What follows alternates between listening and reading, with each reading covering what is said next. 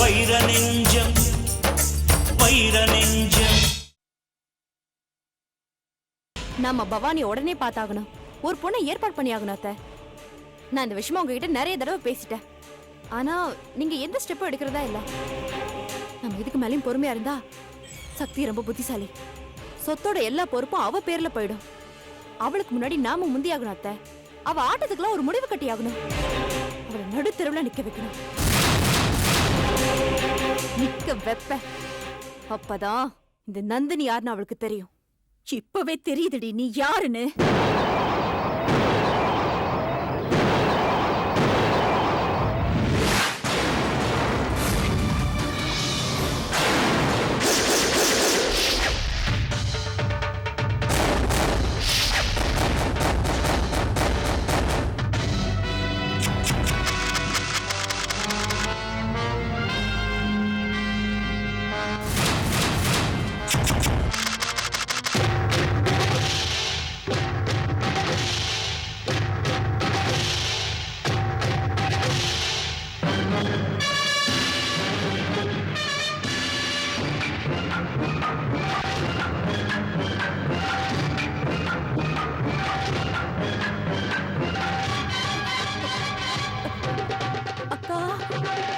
எந்த முகத்தை வச்சிட்டு நீ என்ன அக்கான்னு கூப்பிடுற? எதுவும் சொல்லாத. உன்னை பத்தி தான் நான் முழுசா தெரிஞ்சுக்கிட்டேனே.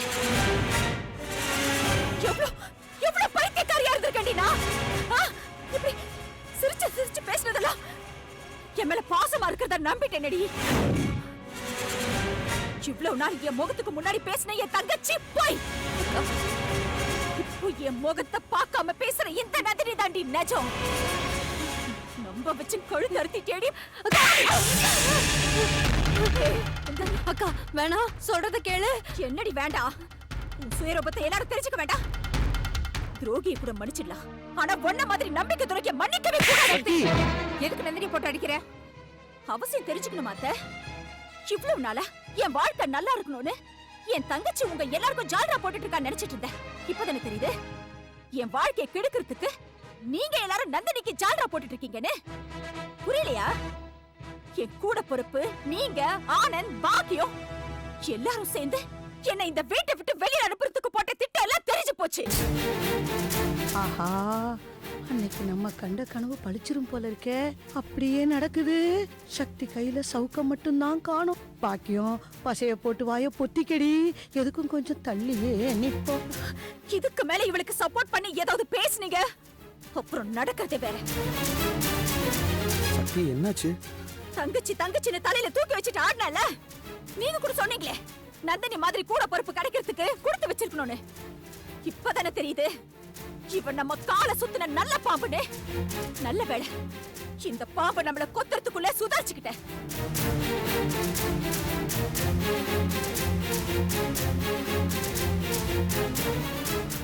நான் சொல்றதுல கனவு இல்லைங்க. இவ பேசுறதெல்லாம் நானே என் காதல கேட்டது. அத்தை ரூம்ல ஆவி பிடிச்சிட்டு இருந்தேன். என்ன அத்தை நினைச்சுக்கிட்டு பாவம் எல்லா உண்மையும் உளறி கொட்டிட்டாங்க. உங்களுக்கு முத சம்சாரமா என்னொருத்தி கூட்டிட்டு வந்து நிக்க வச்சுட்டு உங்க சொத்தை எல்லாம் இவளோட புருஷன் பேருக்கு மாத்திட்டு என்ன தெருவுல நிக்க வைக்க போறாளாம். இப்படி ஒரு தங்கச்சி கிடைக்கிறதுக்கு நான் கொடுத்து வச்சிருக்கணுங்க. மாமி பாத்தீங்களா என் கூட பொறுப்பு என் மேல வச்சிருக்கிற பாசத்தை. பாசமாடி இது விஷம். உன் மேல அளவுக்கு அதிகமா பாசம் வச்சதுக்கு நீ கொடுத்த பரிசாடி இது. நந்தினி, நீ அப்படிலாம் செஞ்ச? நீங்க அவளை எதுவும் கேட்காதீங்க. நான் பேசணும் என் தங்கச்சி கிட்ட. அவ என் மேல வச்சிருந்த பாசத்தோட அளவை நான் தெரிஞ்சுக்க வேண்டாம். தயவு செஞ்சு இதுல யாரும் நீங்க தலையிட வேண்டாம். நான் பேசணும் இவகிட்ட. என் கோவமோ ஆத்திரமோ அடங்குற வரைக்கும் பேசணும். நந்தினி, என் கண்ணை பார்த்து சொல்லுடி, உனக்கு என்னடி நான் துரோகம் பண்ண? ஜீவா மாமாவுக்கும் எனக்கும் தொடர்பு இருக்கிறதா என் புருஷனை நம்ப வச்சு இந்த வீட்டை விட்டு போறதுக்கே காரணமா இருந்திருக்கேடி. நீ கூட இருந்து குழி பறிக்கிறதுக்கு அக்காங்கிற பாசம் தான் கிடைச்சதா? பாசத்தை பயன்படுத்தி என்ன பழி வாங்குறதுக்கு பதிலா ஒரு துளி விஷத்தை கொடுத்து என்ன கொண்டிருக்கலாமேடி.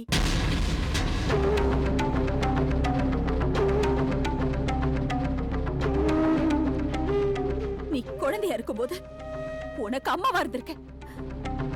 விவரம் தெரிஞ்சப்போ உனக்கு அக்காவா இருந்திருக்கடி. தோளுக்கு மேல வளர்ந்தப்போ தோழியா இருந்திருக்க. ஒரே வீட்டுக்கு மருமகள் ஆனப்போ என்ன நீ உன் கூட பொறுப்பா கூட நினைச்சிருக்க வேண்டாம். மனுஷியாவது நினைச்சிருக்கலாம்லடி. நீ வாயு வயிறுமா வந்து நினைப்போ என் வாழ்க்கையை கொடுத்தலடி, உனக்கு வாழ்க்கையை வாங்கி கொடுத்த. இந்த வீட்டு வாசல்ல காலடி எடுத்து வச்சதோ எப்படி எல்லாத்தையும் மறந்துட்ட. இவரை கட்டிக்க நான் சம்மதிச்சப்போ நீ நம்ம வீட்டுல வச்சு என்னடி சொன்ன? அக்கா, நீ எனக்கு அக்கா இல்லக்கா அம்மான்னு சொன்னியடி. அப்படி பேசின என் தங்கச்சி அடி இது. சொத்துக்காக கூட பொறுப்பு பந்த பாசம் எல்லாத்தையும் மறந்துட்டியடி. பணத்துக்காக உன் குணத்தைய மாத்திட்டியடி. நீ எப்படி நம்ம அம்மா வயித்துல பிறந்த? பாட்டிக்கும் அப்பாவுக்கும் இந்த விஷயம் தெரிஞ்சா உன்னை மன்னிப்பாங்களா? என் தங்கச்சி அடி நீ. அத்தை பாக்கியம் இவங்களை கூட நான் மன்னிப்பேன். ஆனா உன்னை நான் மன்னிக்கவே மாட்டேன்டி.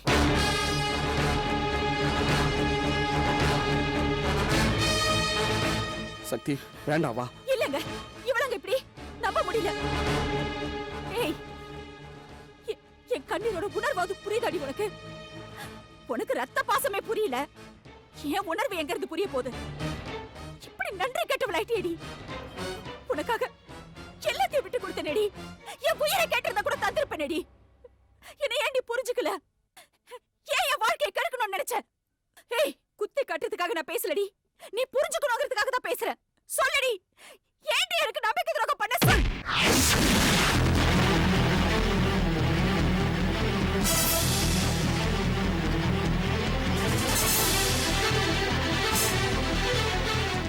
இதுக்கு மேல உன் கைய மேல பட்டுச்சு மரியாதை கெட்டுரும்.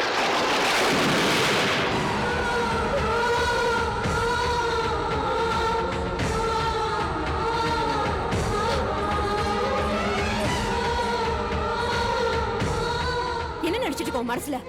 ஆவுனா கை உங்கிட்டு வர என்ன அடிக்கிறதுக்கு நீ யாருடி? யார் இந்த உரிமையை கொடுத்தா? என்ன நந்தினி, உன் அக்காவே ஏத்து பேசுற? மாமி, உங்க வேலையை பார்த்துட்டு நீங்க போறீங்களா? நந்தினி தப்பு நந்தினி. இந்த மாதிரி மேல மேல புத்தி கெடுத்தனமா நடந்துக்காத. இங்க பாருங்க, இந்த அறிவுரையெல்லாம் உங்க பொண்டாட்டி கிட்ட வச்சுக்கோங்க. பொண்டாட்டி அடக்கி வைக்க தெரியாம முந்தானே புடிச்சிட்டு அலையற நீங்க எனக்கு அறிவுரை சொல்றீங்களா? நந்தினி, உனக்கும் எனக்கும் தான் பிரச்சனை. அவரை ஏதாவது தப்பா பேசுன அப்புறம் நல்லா இருக்காது. அதேதான் நானும் சொல்றேன். உனக்கும் எனக்கும் தான் பிரச்சனை. நமக்குள்ள பேசி தீப்போம். நடுவுல இவங்க யார் மூணாவது மனுஷங்க?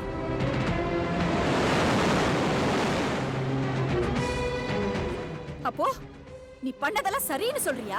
ஆமாண்டி, உனக்கு துரோகம் பண்ணிட்டேனே வச்சுப்போ. ஏன் நீ எனக்கு துரோகம் செய்யல? கட்டின புருஷன ஒரு வார்த்தை தப்பா பேசினேங்கிறதுக்காக அப்படியே கோவம் பொத்துக்கிட்டு வருதே.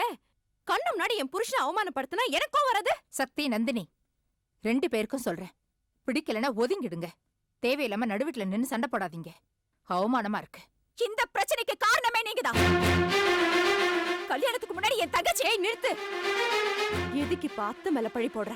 என்னவோ நீ நல்லவ மாதிரி அடுத்தவங்க சொல்றதை கேட்டு ஆடுறதுக்கு நானே புத்தி இல்லாதவளா? நந்தினி, வேண்டாம் பேசாத.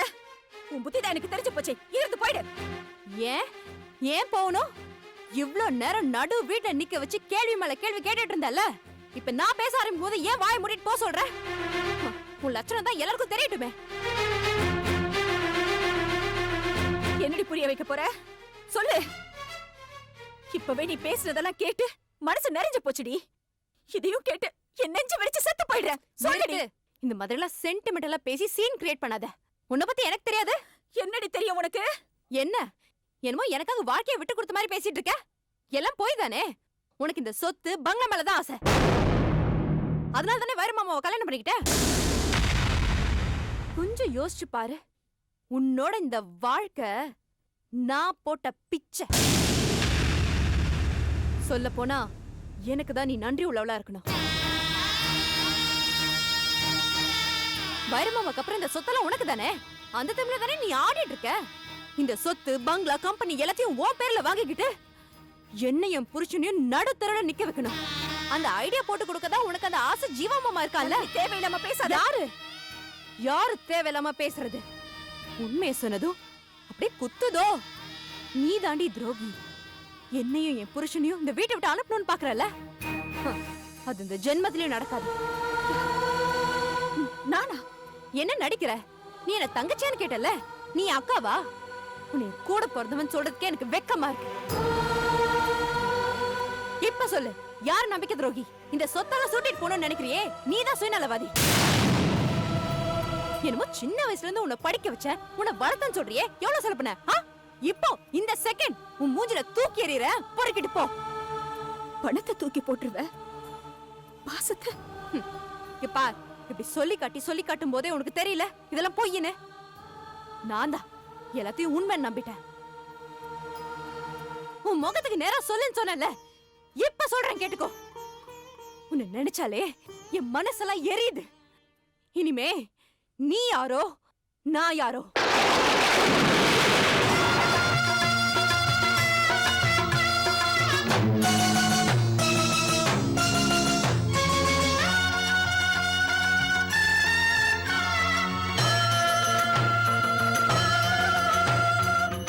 நீயும் நானும் இந்த வீட்டு மருமகளுங்க, அவ்வளவுதான். உனக்கு எந்த அளவுக்கு இந்த வீட்டுல உரிமை இருக்கோ அந்த அளவுக்கு எனக்கும் இருக்கு. அக்கா தங்கச்சிங்கிற உறவெல்லாம் முறிஞ்சு போச்சு. இந்த ஜென்மத்துக்கும் நீயும் நானும் ஒண்ணு சேரவே முடியாது. இவ்வளவு நாள் நீ பார்த்த நந்தினி இல்லடி, இனிமே நீ பார்க்க போற நந்தினி. உனக்கு முதல் எதிரியே நான் தான். நான் யாருன்னு உனக்கு கூடிய சீக்கிரம் காட்டுறேன். விட மாட்டேன்டி.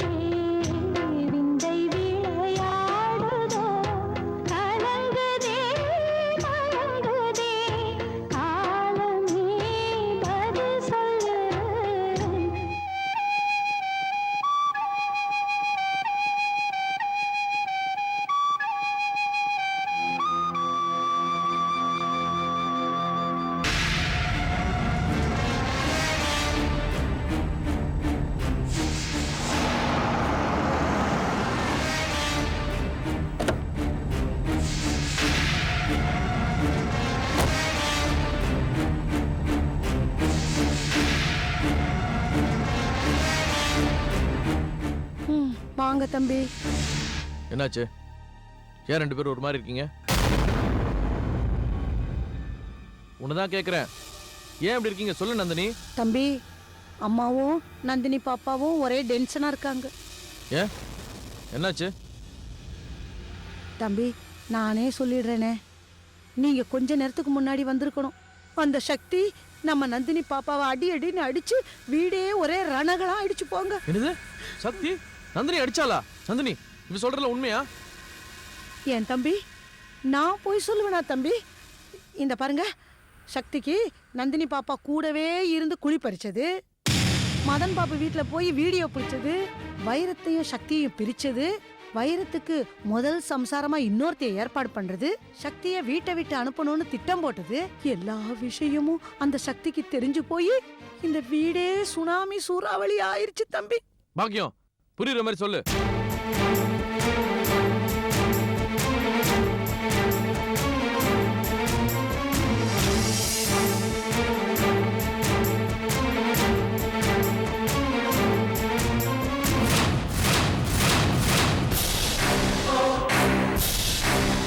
இவ்வளவு பிரச்சனை நடந்திருக்கு, யாராச்சும் எனக்கு ஒரு வார்த்தை போன் பண்ணி சொல்லிருக்கலாம்ல?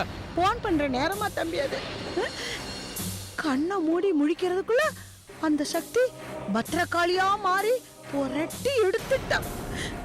அடடா, அப்ப அந்த சக்தி கோபத்தை பார்க்கணுமே. அவ பெருமை இப்ப யார் கேட்டா? இல்ல பாப்பா.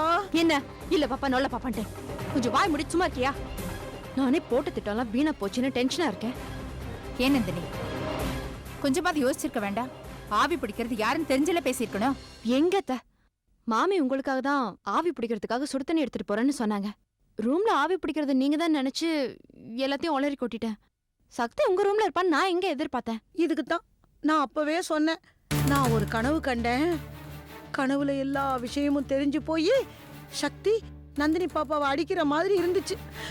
ஐயோ, விடிய காலையில கண்ட கனவு பலிக்கன்னு நான் ஏற்கனவே சொன்னேன். யாராவது கேட்டீங்களா? இப்ப இப்படி கொஞ்சம் வாய் முடி சும்மா இருக்கியா? இல்ல பாப்பா, நினைச்சா உடம்பெல்லாம் கிடுகிடுன்னு நடுங்குது. எல்லா விஷயமும் சக்திக்கு தெரிஞ்சு போச்சு. ஐயோ, எந்த நேரத்துல என்ன நடக்க போகுதுன்னு தெரியலையே. என்ன பண்ணிட முடியும் அவளால? என்னையே கை நீட்டி அடிச்சிட்டால. என்ன திமிர் இருக்கும் அவளுக்கு. இந்த நந்தினி யாருன்னு அவளுக்கு காட்டுறேன். என் பொண்டாட்டிய கை நீட்டி அடிச்ச அந்த சக்திய சும்மா விட போறதில்ல. இப்போ அந்த சக்தியும் கிறுக்குன்னு உண்டில நாக்கிடுறேன். டேய் நில்லுடா. இப்பதானே ஒரு பிரச்சனை முடிஞ்சிருக்கு, அதுக்குள்ள அடுத்த பிரச்சனை ஆரம்பிக்க போறியா? சக்தி மட்டும் உங்க அப்பா ஃபோன் பண்ணி சொல்லிட்டான்னு வை, அவ்வளவுதான். பஞ்சாயத்து பண்ண உங்க அப்பா உடனே கிளம்பி வந்துருவாரு. நாம தான் கை கட்டிட்டு பதில் சொல்லியாகணும். இந்த சக்திக்கு இப்படி பயந்துதான் இந்த நிலைமைக்கு வந்து நிக்கிறோம். அன்னைக்கு அவ நடிச்சா, நான் கோவப்பட்டப்போ இப்படிதான் என்ன நீங்க சமாதானப்படுத்துறீங்க. இன்னைக்கு நந்தினிய இப்படியே விட்டா அவ ஆட்டம் கண்டிப்பா அதிகம் தான் ஆகும். சொத்தும் அதிகாரமும் நம்ம கைக்கு வர வரைக்கும் அடங்கி தண்ட போகணும். எது சொன்னாலும் கடைசியில சொத்துங்கிற பேர்ல என்ன அமைதியாகிருங்க. அந்த சக்தி என்ன பண்ணணுமோ பண்ணட்டும். சொத்தும் புருஷனும் அவ கையில இருக்குங்கிற திமிர்ல ஆடுறா. இவ்வளவு நாளைக்கு நானும் பாக்குறேன். இந்த கேவலப்படுத்தி அவமானப்படுத்தி நடுத்தருவுல நிக்க வைக்கல நான் நந்தினி இல்ல. பாப்பா, சக்திக்கு நேரம் நல்லா இருக்கு, கொஞ்சம் பார்த்து நடந்து. பாக்கியம், நான் பேசல பாப்பா, நான் பேசல. யாருக்கு நேரம் நல்லா இருக்குன்னு இன்னும் கொஞ்ச நாள்ல தெரிஞ்சிடும். அந்த வைரத்துக்கிட்ட இருந்து சொத்தை எல்லாத்தையும் எழுதி வாங்கிக்கிட்டு சக்தியையும் அந்த ஆளையும் வீட்டை விட்டு அனுப்புறானா இல்லையான்னு பாரு. நானா சக்தியான்னு நானும் பாக்குறேன்.